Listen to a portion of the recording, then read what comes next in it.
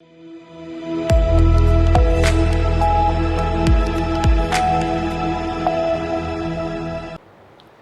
के बाद फिर एक बार स्वागत है आपका। देख रहे हैं आप सी न्यूज भारत, आपके साथ मैं हूं श्वेता तिवारी।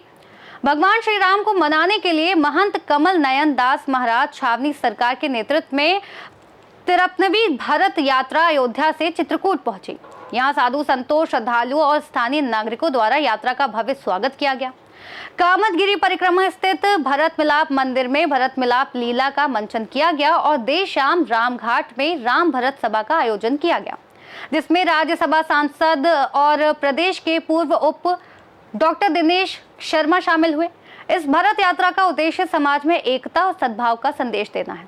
आपको बता दें कि डॉक्टर दिनेश शर्मा राज्यसभा सांसद एवं प्रदेश पूर्व उप मुख्यमंत्री ने बताया कि भगवान श्री राम की चरण पादुका को भरत जी को दी गई है।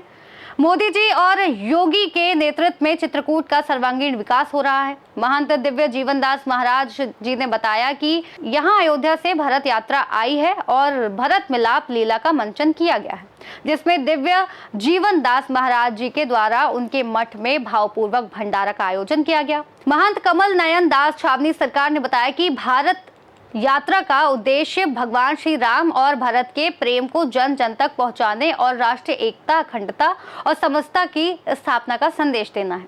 महंत राम मनोहर दास भरत मिलाप मंदिर ने बताया कि यहां अयोध्या से भरत यात्रा आई है और भरत मिलाप लीला का मंचन किया गया है।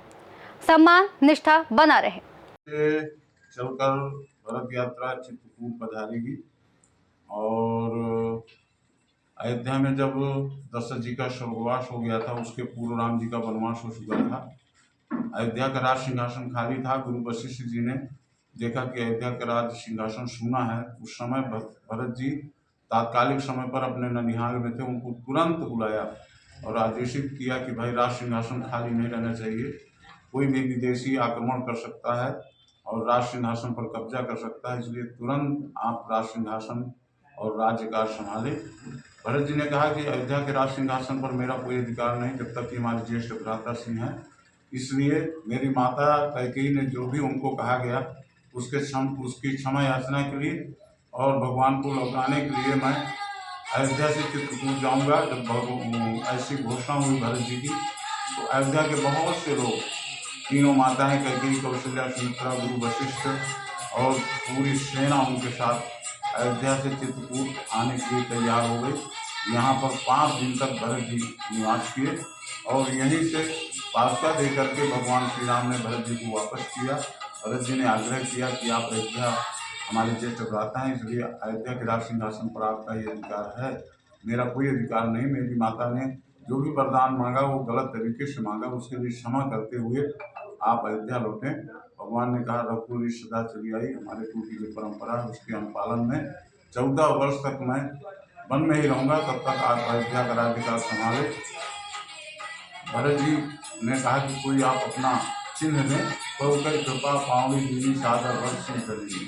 भगवान ने अपनी पादुकाएं भरत जी को दिया और उन्हीं पादुकाओं को राज सिंहासन पर रख करके भरत जी नित्य प्रति अपने आप जल धारा से उनको स्नान कराते और अयोध्या के बाहर नंदी ग्राम में जिस तरह प्रभु श्री राम वनवासी वेश धारण करके वर्तल वेशधारी और कुटिया में रहे, उसी प्रकार से भरत जी ने भी सारे राशि सुख भोग वैभव विलास का त्याग करके महल के बाहर नंदी ग्राम में कुटिया छा करके वहीं पर राज सिंहासन में पादुकाओं को स्थापित करके और अयोध्या का राज्यकाल चलाया। निज पूजत प्रभु पावनी प्रीत नहदें समात मांग मांग आयुष्कर राजकाल दुर्भाव।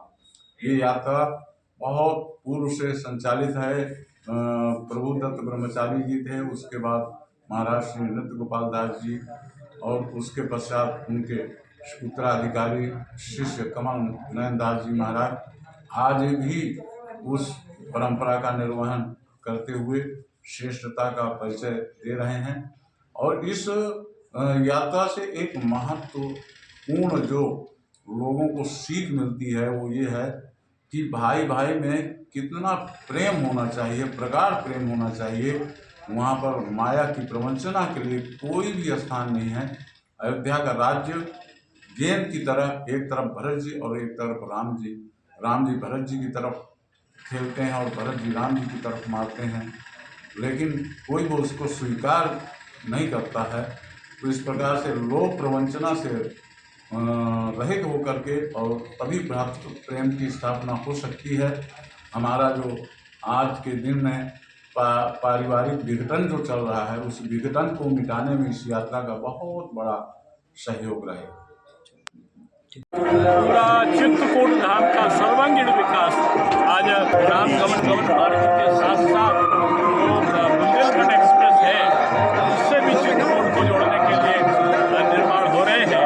चारों तरफ चौड़ीकरण से लेकर तमाम प्रकार की जो व्यवस्थाएं हैं वो उत्तर प्रदेश सरकार शुरू कर रही है। आज मैंने अनुरोध किया था माननीय मुख्यमंत्री से, वो आरती स्थल भी बनना प्रारंभ हो गया, जहाँ पर मैंने आग्रह किया था आचार्य विराट जी और दिल्ली में हमने किया था उससे 2 करोड़ 60 लाख से ऊपर का वो भी प्रस्ताव हुआ है। तो मैं कह सकता हूँ कि आज ये संत समागम नहीं है, ये देश के रक्षण का भाव है। और कमल नयन दास जी महाराज ने आज सनातन की रक्षा का एक सूत्र वाक्य कहा है कि जाति पात छोड़कर एक होकर केवल सनातनी है और राष्ट्र की रक्षा कर रहे हैं, इसका भाव रखें। चित्रकूट से सी न्यूज संवाददाता रोहित कुमार सिंह की रिपोर्ट। इस खास रिपोर्ट में फिलहाल इतना ही। देश और दुनिया की तमाम बड़ी जानकारियों के लिए देखते रहिए सी न्यूज भारत।